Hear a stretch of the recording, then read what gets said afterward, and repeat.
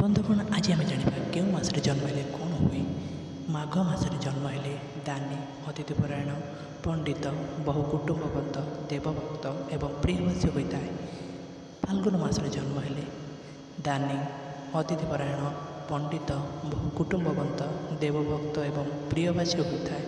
चैत्र मसरे जन्म हेले धीर एवं नम्र भावयुक्त कपटी कामुक कर्मकुशाली मधुर वचन एवं धनवान होता है। बैशाख मसरे जन्म हेले विनीति सद्गुणशाली धार्मिक देवदेवी पूजक सुंदरभाषी धनवान और जनप्रिय होता है।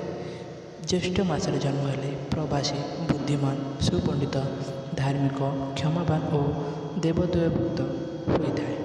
आषाढ़ मसरे जन्म हेले धार्मिक सन्यासी ज्ञानवंत परिश्रमी बहु भी मदांगी पीड़ित होता है। तो आज ये रोचे पुणी देखा आसंता काली।